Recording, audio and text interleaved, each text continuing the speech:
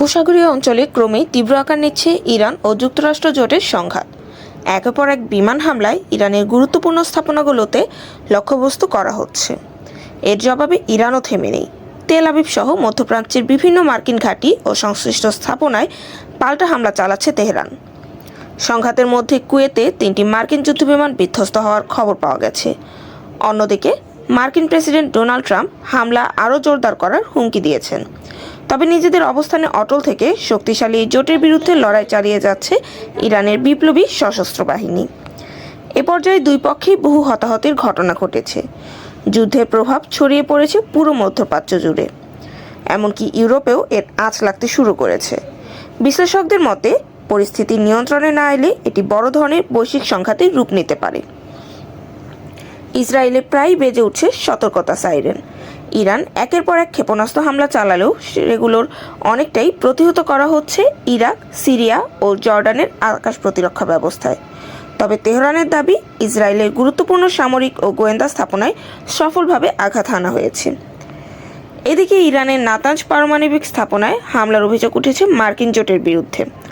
যদিও আন্তর্জাতিক সংস্থাগুলো এখনও এর সুস্পষ্ট প্রমাণ পায়নি, বিষয়টি নিবিড়ভাবে পর্যবেক্ষণ করা হচ্ছে। মধ্যপ্রাচ্যের বিভিন্ন দেশে ছড়িয়ে থাকা মার্কিন অবকাঠামোতেও হামলা অব্যাহত রয়েছে।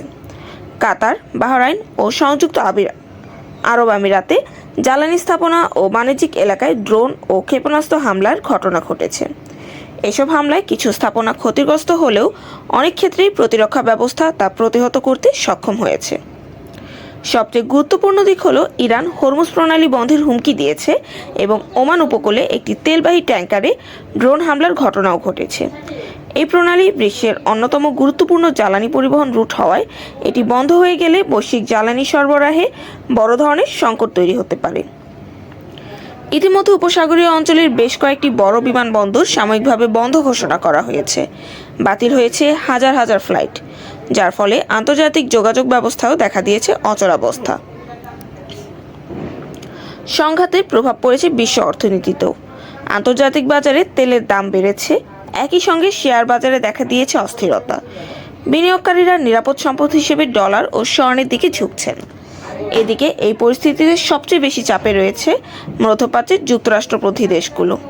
একদিকে তারা ইরানের হামলার জবাব দিতে চাইছে, অন্যদিকে ইসরায়েলের সাথে প্রকাশ্যে জোট বাঁধলেও নিজ দেশের জনগণের অসন্তোষের আশঙ্কায় সরাসরি পদক্ষেপ নিতে পারছে না। তবে উত্তেজনা কমাতে মধ্যস্থতার চেষ্টা চালিয়ে যাচ্ছে ওমান। বাংলাদেশ সরকারও পরিস্থিতি নিবিড়ভাবে পর্যবেক্ষণ করছে। মধ্যপ্রাচ্যে আটকে পড়া প্রবাসীদের নিরাপদে ফেরাতে কাজ করছে সংশ্লিষ্ট দূতাবাসগুলো। পররাষ্ট্রমন্ত্রী জানিয়েছেন, বিশ্বের যেখানেই বাংলাদেশিরা আক্রান্ত হোক না কেন, সরকার তাদের পাশে থাকবে। এ পর্যন্ত সংঘাতে 2 বাংলাদেশি নিহত এবং কয়েকজন আহত হওয়ার খবর পাওয়া গেছে। আহতদের চিকিৎসা দেওয়া হচ্ছে এবং পরিস্থিতি স্বাভাবিক হলে নিহতদের মরদেহ দেশে ফিরিয়ে আনার ব্যবস্থা করা হবে। বিশেষজ্ঞরা বলছেন, এই সংঘাত দীর্ঘস্থায়ী হলে বিশ্ব অর্থনীতিতে বড় ধরনের নেতিবাচক প্রভাব পড়বে। বিশেষ করে জ্বালানি সরবরাহ বিঘ্নিত হলে এর প্রভাব পড়বে বাংলাদেশ সহ আমদানি নির্ভর দেশগুলোর উপর। মার্কিন প্রেসিডেন্ট ডোনাল্ড ট্রাম্প ইঙ্গিত দিয়েছেন, এই যুদ্ধ কয়েক সপ্তাহ পর্যন্ত চলতে পারে, ফলে পরিস্থিতি আরও জটিল হওয়ার আশঙ্কা রয়েছে। এ অবস্থায় বিশ্লেষকদের পরামর্শ, দীর্ঘমেয়াদী সংকট মোকাবেলায় বিকল্প জ্বালানি উৎস খোঁজা এবং কূটনৈতিক তৎপরতা বাড়ানো জরুরি। সবশেষে বলা যায়, বিশ্বের 2 শক্তিধর পক্ষের এই সংঘাত এখন শুধু মধ্যপ্রাচ্যের মধ্যে সীমাবদ্ধ নেই, এর প্রভাব পড়ছে পুরো বিশ্ব জুড়ে। পরিস্থিতি দ্রুত নিয়ন্ত্রণে না এলে এটি আরও বড় সংকটের রূপ নিতে পারে।